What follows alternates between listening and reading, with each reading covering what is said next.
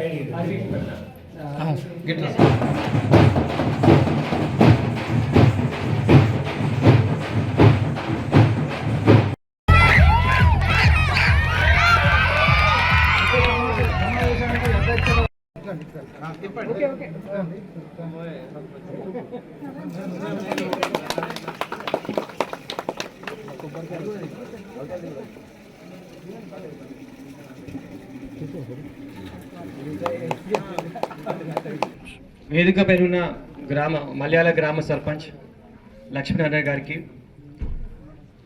School head master principal Shobharani గారికి, cess మాజీ chairman అల్లడి Ramesh గారికి, వివేకానంద సేవా సమితి chairman Rajender, SMC chairman Rajender గారికి, స్వామి వివేకానంద సేవా సమితి నుంచి మధుమోహన్ గారు, కృష్ణ గారికి, మరి చందుర్తి నుంచి వచ్చిన సర్పంచ్ గారు మాత సత్య గారికి, మీడియా మిత్రులకి అందరికీ నా హృదయపూర్వక నమస్కారం. మరి ఈరోజు మలయాళలో మీ పాఠశాలలో వాటర్ ప్లాంట్ వేయడం నాకు ఎంతో సంతోషకరంగా ఉంది. మరి ముఖ్యంగా మీరు స్కూల్ పిల్లలు, మీ ప్రిన్సిపల్, మీ గ్రామ సర్పంచ్, వివేకానంద సేవా సమితి వాళ్ళు మీరే అడిగి మీ స్కూల్కు తెచ్చుకున్నారు. మీకు అందరికీ అభినందనలు. మరి అన్ని స్కూల్ ఇదే భావనతో, స్వావలంబన భావంతో ముందుకెళ్లాలని నేను కోరుకుంటున్నాను. ప్రభుత్వమే కాకుండా మాలాంటి స్వచ్ఛంద సంస్థలు కావచ్చు, పౌర సమాజ సంఘాలు కావచ్చు, అవన్నీ సేవా కార్యక్రమాలు చేసుకుంటే ఒక సమిష్టి అభివృద్ధి జరుగుతుందని చెప్తున్నాను.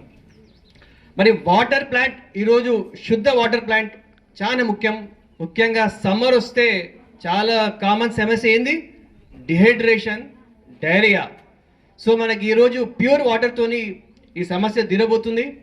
చాలా ఇది సంతోషకర విషయం. వాటర్ ఎండాకాలంలో చాలా తాగాలి, గంటకు ఒక గ్లాస్ తాగాలంటారు. మీరందరూ తాగితే కిడ్నీ స్టోన్ సమస్య కూడా రాదు, డిహైడ్రేషన్ కాదని ఈ సందర్భంగా చెప్తున్నాను. స్కూల్స్